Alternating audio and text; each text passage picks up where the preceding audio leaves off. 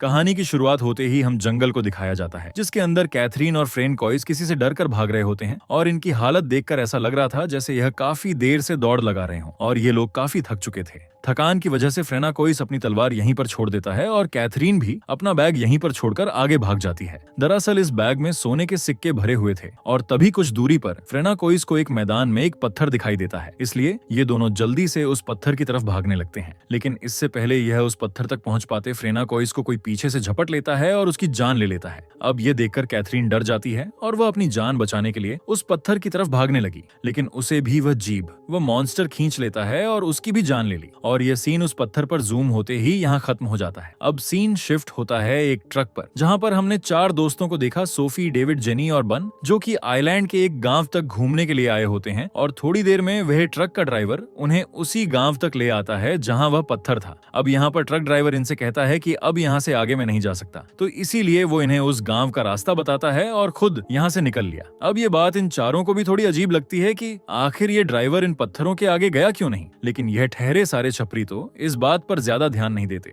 लेकिन इनमें जो सोफी थी, जिसे कि हिस्ट्री की अच्छी खासी समझ होती है, वो उस पत्थर पर बने निशानों को समझने की कोशिश करती है, लेकिन इसके बाद ये लोग वहां से आगे बढ़ जाते हैं। खैर, अब इसके बाद हमें इन चारों को गांव के बारे में दिखाया जाता है, जहां पर इनकी मुलाकात हामिस नाम के एक आदमी से होती है। हामिस इन्हें बताता है कि इस गांव से कुछ ही दूरी पर एक प्राचीन जगह है जो कि आपको टूर गाइड में भी नहीं मिलेगी। ये बात सुनकर सोफी उस जगह को देखने के बारे में कहती है, तो हामिस इन्हें बताता है कि हाँ ठीक है, लेकिन वहां पर हमें पहुंचने में 7 घंटे लगेंगे, क्योंकि वहां गाड़ी से तो नहीं जाया जा सकता। तो इसलिए मैं यहाँ से कुछ दूरी पर अपना केबिन तुम लोगों को रेंट पर दे दूंगा, जहाँ तुम लोग रात बिताने के बाद अगली सुबह वहां से जल्दी सफर शुरू कर पाओगे। जिसके बाद वो अपने बेटे सेन को बुलाता है, जिसकी गाड़ी में बैठकर ये लोग उस पास केबिन तक जाते हैं और तभी यहाँ पहुंचने पर इन्हें कुछ दूरी से घास में से आवाज आती है, जिस पर कि हमीस उस दिशा में अपनी गन से शूट करता है। ये देखकर ये सभी लोग हमीस से पूछते हैं कि अरे भैया क्या था ये, जिस पर हमीस कहता है कि चिंता मत करो, यहाँ पर अक्सर यहाँ जंगली सुअर घूमते रहते हैं, लेकिन उनसे डरने की जरूरत नहीं है, उन्हें मैं अकेला ही लपेट लेता हूँ। इसके बाद ये उन्हें अपना केबिन दिखाने लगता है और फिर वो अपने बेटे के साथ यहाँ से चला जाता है, लेकिन जाने से पहले उसने केबिन के बाहर अपनी सोने की एक वॉच लटका दी थी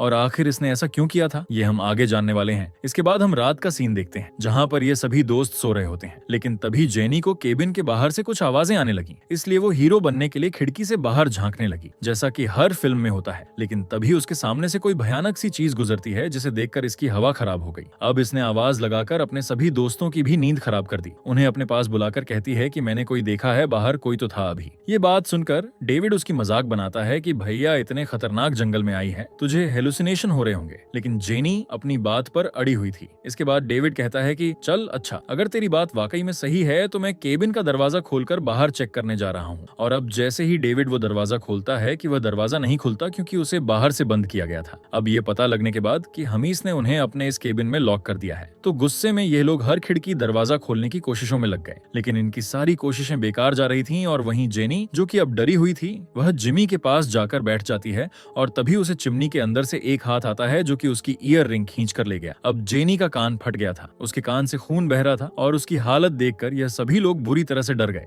जिसके बाद उस चिमनी से वो बला भी निकल कर आती है और उससे बचने के लिए ये सभी लोग एक रूम में खुद को लॉक कर लेते हैं और वह बाहर जो भी चीज थी वह अपनी पूरी ताकत से दरवाजा खोलने की कोशिश कर रही। तो यह लोग उस चीज को अंदर ले लेते हैं और खुद चिमनी से होते हुए यहाँ से बाहर निकल गए। लेकिन इन समय जो डेविड सबसे पीछे था, वह चीज उसके पैर को बुरी तरह से घायल कर देती है। जिसके बाद ये चारों जल्दी से उसे सड़क से होते हुए अपनी जान बचाने के लिए दूसरी केबिन की तरफ तेजी से बढ़ रहे थे और अब वो मॉन्स्टर भी उसे चिमनी का दरवाजा तोड़कर इनका पीछा करने लगा था। ये देखकर ये लोग और भी तेजी से भागने लगते हैं, लेकिन डेविड का पैर घायल होने की वजह से वह पीछे ही रह जाता है। लेकिन जेनी ने, जो लेटेंडर ने ले रखी थी, वह उसे जीप की तरफ दे मारती है और इससे वो मॉन्स्टर पीछे चला जाता है, यानी कि वो मॉन्स्टर आग से डरा करता है। और अब इस चीज का फायदा उठाकर ये सभी दोस्त एक साथ मिलकर पास के दूसरे केबिन तक पहुंच जाते हैं। यहाँ पर आकर बैन उस केबिन के दरवाजे को जोर से तोड़ने की कोशिश करने लगा। अब इससे वह दरवाजा तो नहीं टूटता, लेकिन उसके ऊपर रखी चाबी नीचे गिर जाती है और अब इस चाबी से दरवाजे को खोलकर बैन अपने बाकी दोस्तों के साथ अंदर चला जाता है। अब इस केबिन में बहुत सारा सामान रखा हुआ था और ये देखकर सोफी समझ जाती है कि यह सामान भी हम जैसे बाकी टूरिस्ट का ही है, यानी कि हमीस टूरिस्ट को यहाँ इस जगह पर लाकर उस मॉन्स्टर से उन्हें मरवाया करता है। लेकिन वह ऐसा क्यों करता है, ये बात तो हमें आगे पता लग ही जाएगी। अब यहाँ पर सामान के साथ एक किताब भी रखी हुई थी और इस किताब में वैसे ही निशान बने हुए थे जैसा कि गांव के बाहर रखे उस पत्थर पर हैं। अब सोबी उस किताब को पढ़कर बाकी साथियों को बताती है कि हमारे पीछे लेप्रोकन पड़ा है जो कि पहले गुफा में रहा करता था, लेकिन इस गांव के लोगों ने उस गुफा को गोल्ड माइन की तरह इस्तेमाल किया और वहां से सोना निकालने लगे। इनका लालच बढ़ता गया और इसके चलते लेप्रोकन भी वहां से बाहर आ गया। अब क्योंकि गांव वालों ने उसका सोना ले रखा था, वो गांव वालों को मार देता तो गांव वालों ने उसके साथ सौदा किया कि वह हर साल उसे कुर्बानियां देंगे। डेविड कहता है कि अच्छा, आप समझाओ, उस हमीस ने हमें यहाँ कुर्बानियों के लिए फंसाया है। लेकिन यहाँ पर सोफी एक और बात भी बताती है कि जो लेप्रोकॉन है वो एक निर्धारित सीमा तक ही जा सकता है और यहाँ पर इन लोगों को साफ समझ आ जाता है कि जो वो पत्थर है वही उसकी लास्ट सीमा है, यानी कि वो उस पत्थर से आगे नहीं जा सकता। और यही वजह थी कि वो जो ट्रक ड्राइवर था उसने इस पत्थर के आगे जाने से इन लोगों से साफ इनकार किया था। वहीं दूसरी तरफ हमीस, उसका बेटा सियान और साथ ही उसका एक दोस्त जिसका नाम इयान है, वो अपने पुराने वाले केबिन में जाते हैं ये सोचकर कि अब तक तो वह सारे निपट चुके होंगे। लेकिन यहाँ पर तो उन्हें कोई भी बॉडी नहीं मिलती, जिससे ये लोग समझ जाते हैं कि वो चारों टूरिस्ट अभी भी जिंदा हैं। यहाँ पर हमें दिखाया जाता है कि सियान इस चीज से काफी दुखी होता है, यानी कि वो किसी भी निर्दोष की जाने नहीं लेना चाहता था, लेकिन जो इसका बाप था वह वाकई में बहुत बुरा आदमी था। इसके बाद वो उन चारों की तलाश में यहाँ से निकल जाते हैं, जहाँ पर वह आगे आके केबिन की लाइट जलती हुई देखता है और वह समझ जाता है कि वह चारों लोग इसी केबिन में हैं। जिसके बाद वह चाबी से केबिन के दरवाजे को खोलकर वह सब लोग अंदर आ जाते हैं। लेकिन इन चारों को भी हमीस के अंदर आने का पता लग गया था, तो ये आसपास जो भी हथियार पड़े थे उन्हें अपने हाथ में ले लेते हैं अपनी सेफ्टी के लिए। तभी यहाँ पर सियान आ जाता है, लेकिन वो इन पर गोली नहीं चलाता, लेकिन इन्हें ढूंढता हुआ उसका पिता हामिश भी पीछे से आ गया। लेकिन तभी उन्हें ऊपर एक गोली चलने की आवाज आती है, जिससे हम समझ जाते हैं कि ऊपर लेप्रोकन ने इयान पर हमला कर दिया है। अब हमसे सियान से उन चारों पर नजर रखने का कहकर वहां से चला जाता है इयान को ढूंढने के लिए, जहां पर थोड़ी ही दूर आगे इयान काफी बुरी हालत में उसे मिलता है और तभी इयान हमीश को पीछे मुड़ने के लिए कहता है, क्योंकि उसके पीछे खड़ा था लेप्रोकन। वह यहाँ से लेप्रोकन से बचकर निकल पड़ता है और इस बीच इयान बेचारा मारा गया। वहीं वो चारों बेसमेंट से ऊपर आ जाते हैं और सियान उन्हें जाने भी देता है। ये लोग अब सड़क तक आ गए थे, लेकिन अब डेविड काफी घायल था तो वह ठीक से चल नहीं पाता और तभी उन्हें सामने से एक कार आती हुई दिखाई दी, जिसमें कि एक बूढ़ी औरत थी। वो बूढ़ी औरत इन सभी को अपनी कार में ठूंसकर इन्हें यहाँ से ले जाती है। लेकिन थोड़ी ही देर में हमें पता लगता है कि यह बुढ़िया भी हमीश के साथ ही मिली हुई थी। वह इन चारों को हमीश के हवाले कर देती है और हमीश अपनी बंदूक की नोक पर इन सबको पेड़ से बांध दिया, जिसके बाद वह सियान और उस बूढ़ी औरत को लेकर यहाँ से चला गया। अब थोड़ी ही देर में यहाँ पर लेब्रोगॉन आता है और जेनी की जीभ में जो सोना लगा हुआ था वह उसे उखाड़ लेता है, जिससे उसकी जीभ बुरी तरह से फट जाती है। यहाँ पर हम समझ पाते हैं कि उस मॉन्स्टर को सोने से बहुत प्यार है, इसीलिए उसने जेनी के कान से भी सोना खींच लिया था। इसके बाद वो मॉन्स्टर डेविड पर हमला कर देता है, जिसमें डेविड की जान तो नहीं गई, लेकिन बुरी तरह से घायल हो गया वो। लेकिन इस हमले की वजह से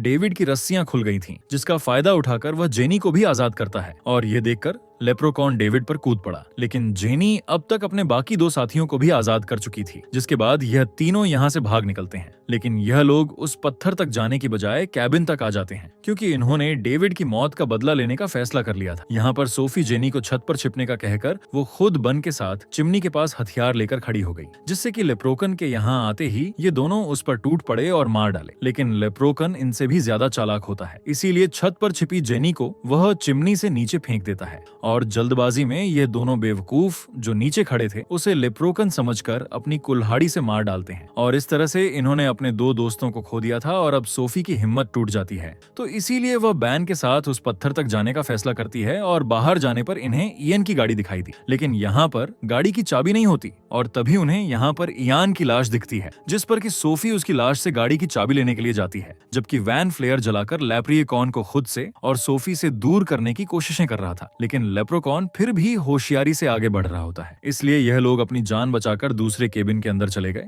लेकिन इनके पीछे अब तक लेब्रोगॉन आ चुका था, जो कि बन की रीढ़ की हड्डी को उखाड़कर ही उसकी बुरी तरह से जान ले लेता है। जिसके बाद वह एटिक में छिपी सोफी की तलाश में जाता है, लेकिन इससे पहले कि यह उसे मार पाता कि सियान यहाँ पर आकर लेप्रिकॉन पर गोलियां चला देता है, जिससे कि सोफी को भागने का मौका मिल जाता है। लेकिन नीचे हमीस होता है, जिसने कि उसे अपनी बंदूक की नोक पर रोक लिया। लेकिन इतने में ही सियान ने नीचे आकर अपने फादर हमीस पर ही बंदूक तान दी, जिसके चलते सोफी को यहाँ से भागने का एक और मौका मिल गया। उसे भागता देखकर हमीश अपने बेटे से लड़ने लगता है कि बेवकूफ लड़की के चक्कर में बाप पर गोली चलाएगा क्या तू।